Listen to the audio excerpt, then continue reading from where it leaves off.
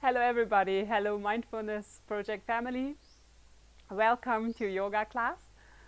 And today our topic is the monkey mind, the jumping mind that goes fast everywhere, the distracted mind. And I think exactly at this time of where we are at the moment with the crisis, can be a lot of disturbances. There's a lot of insecurity and uncertainty, and so a lot of thoughts, a lot of stories, a lot of information, and it's easy to trigger the mind. Fears, angers, everything easily to be triggered. But it's not just because of crisis, it is the nature of the mind actually. Because if we look at the teachings of Buddhism or yoga or the other spiritual practices, they are actually working with the mind. So that shows us that even thousands of years back, they're already giving exercises to the people to calm the mind, to train the mind. So especially the untrained mind is jumping around. The trained mind will be like our muscle function in a more sophisticated way. And in modern times in psychology, Christian talked about it, we call it that we are in the default mode network. This one is active when we are not focused, not concentrated. This pulls us away from the here and now, from being present with what is, going into stories. If we're aware of thinking itself, then we're present. But if we are lost in the story, then we lost the present, the here and now. And there can be an overactivation of this DMN, default mode network. And this leads to catastrophizing and self-doubt, more self-blame, self-criticism. It's related to depression, anxiety. So to train the mind, it's really important. It's not like only for the people who want to become enlightened or whatever, can be on the spiritual path and want to go into the deep so-called aim, goal, whatever. It's helpful for all of us in daily life to have a trained and focused mind, to kind of that I am able to call it back when it gets lost into this worry and mode of worry and pessimism, and especially self-doubt and criticism, not being good enough. I think it's a big topic. And what I said before, it's already a topic, was already or has been a topic for all the 1,000 years from there to now. So it's also a topic in the yoga philosophy. And one book, one scripture that is really, all of them are busy with the mind, but I picked the one because this is the basic book or scripture mostly all modern yoga styles are based on. And so I got inspired by them for designing and thinking about this class. And they start with the definition of yoga. So it has 4 chapters, this book. And in chapter 1, the second sutra is saying yoga is chitta, vritti, nirodha. What means we can say it in short, it's calming the chatter of the mind. So you could also say it's like the dissolution of the vrittis, the fluctuations of the mind, back into its source, into the mind field. A little more complicated, but actually it's just calming the chatter of the mind. So this is yoga. This is already interesting, what maybe we got an impression what yoga is, but from the scriptures, what they say, it's calming our mind. A calm mind, free from the fluctuations, is yoga. And then the question arises, why should we calm the mind? Why should we calm the mind? What is the benefit? This comes into the chapter 1, the third, so the next sutra. They add to this, yoga is calming the mind, to see our true self, our true nature. So when the mind comes to rest, we are able to see our true nature. That is beyond the thoughts, beyond the words, beyond the concepts. So it goes to a very, very deep level, very, very deep description of who we are. Work with the mind, we need to understand what is a distracted mind. What is this distracted mind that stops us from seeing our true self, who we truly are? And we could say that this distracted mind is a mind that is entangled in its own fluctuations, the vrittis, like the mind waves, the thought waves.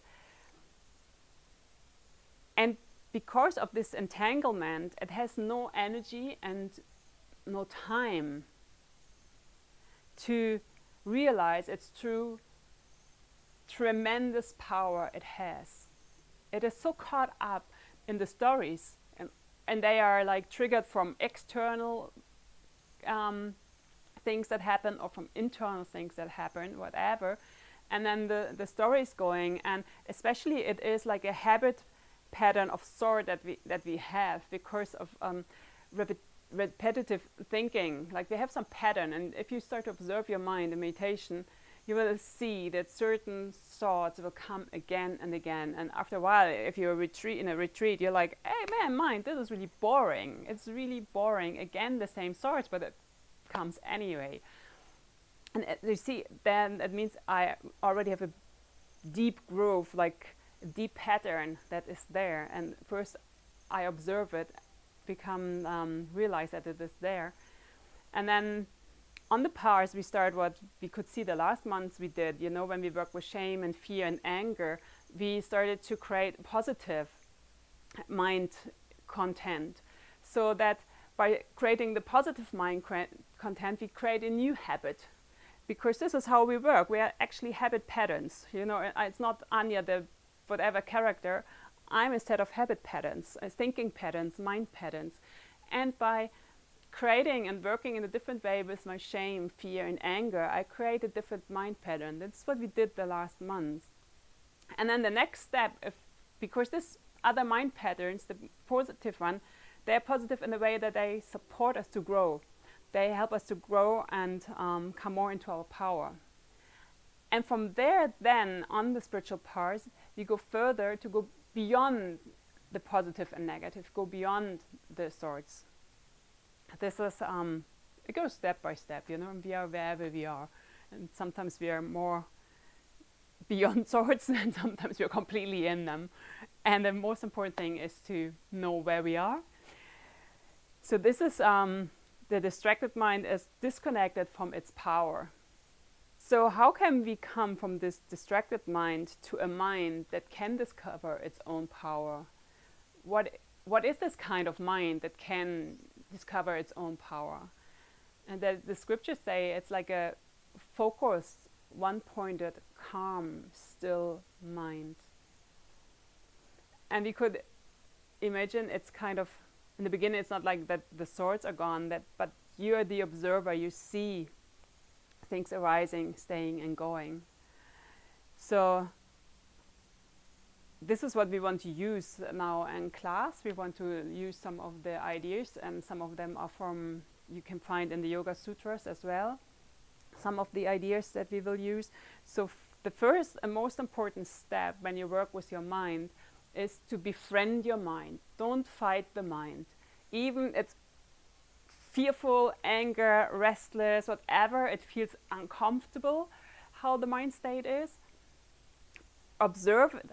Be aware how it feels in the body. Observe what kind of speech, what kind of thoughts, what kind of actions come from it, and learn about it. So you want to have your mind as your friend and slowly train the mind to come to the positive and come even deeper on the spiritual path. That because it is a big instrument that is given to you, and the mind is actually the one that helps you to go beyond, to do all the steps before. So it's really an important friend, and it can have such a big power that it can support you in your life. So befriend your mind, learn about your mind, observe it and train it. Then what we also will use, it's like a grounding, to ground into our body sensations. That's why the mindfulness is so important, to be aware of your body movements, of the sensations, the pressure, maybe the touch with the earth where there is pressure, how body parts maybe touch each other, touch earth, moving into the space. So you have an awareness of your body sensations, temperature, tingling, vibrations, whatever arises, to be aware of this if it comes into the foreground. Another thing, for sure, what we always use in yoga class or meditation is the breath awareness.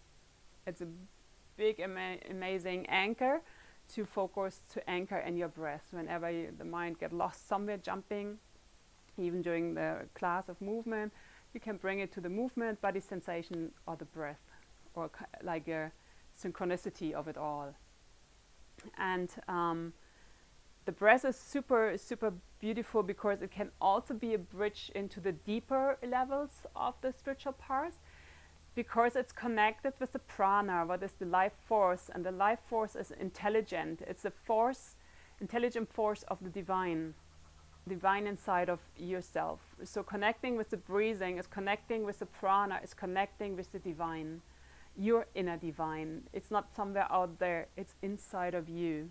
But we cannot see it because we have the monkey mind. It's jumping, jumping, jumping, and the clarity is not there that we can see this. So breath can bring us there, and some traditions don't use much more than only focusing on the breath, and it brings us very, very deep if we can stay every moment with the breathing. And another one that we will use is focus on sound, and working with the vibration of sound, because we are vibrations, and if we say it's a beneficial sound, it will create a beneficial vibration in our body. And so we will work with sound, and focal points like a chakra and energy wheel can be a focal point, like the third eye. We will use a lot focus on the third eye, Ajna chakra. This is also the chakra for clarity of mind, so it's perfect for this. And also what is important to really stop the mind, it's what I said, you have to train it. So in the Yoga Sutras you can find in chapter 1, Yoga Sutra 12 I think it is, you can find Patanjali saying what really leads you to a calm mind that goes deeper is practice, practice, practice. It's abhyasa, practice. And it's vairagya, it's non-attachment. It's really cultivating a mind that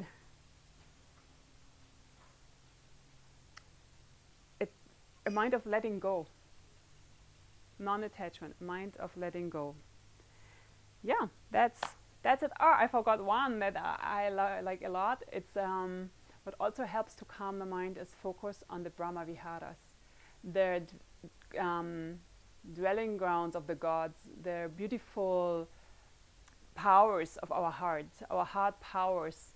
So the power of the heart is for sure love, compassion, sympathetic joy, and equanimity. If we invite those qualities into our life, into our practice, this helps also to calm the mind, because the mind normally is running around with worry, with fear, with uncertainty, with all those things, and it's kind of the opposite. The love normally where there's love, there's like calmness. It's not the exciting love of relationship, it's a deep flowing unconditional love, divine love through us. And compassion is very, very calm, because we don't get annoyed with the other person. We see the other person in compassion, even if we might disagree with things. And sympathetic joy, otherwise we have envy, we have jealousy, but with sympathetic joy we are happy for the happiness of the other, for the beauty of the other, for the success of the other. We can be, we get happiness by their happiness. It's amazing. And then equanimity is, there's failure, there's success, there's gain and loss, and all this play of opposites, and whatever will happen, each will come into our life. One time we gain something, one time we lose something. We can sit in equanimity. We know this is the game of life going on. It's following cause and effect, and sometimes it comes, sometimes it goes. So this is another really beautiful aspect to you can meditate upon and to invite into your life to calm the mind. This is the idea. I wanted to tell a little bit about the idea before we start, so that maybe it supports you to keep the focus during class and to have the strong intention to befriend your mind. So let's start our yoga class.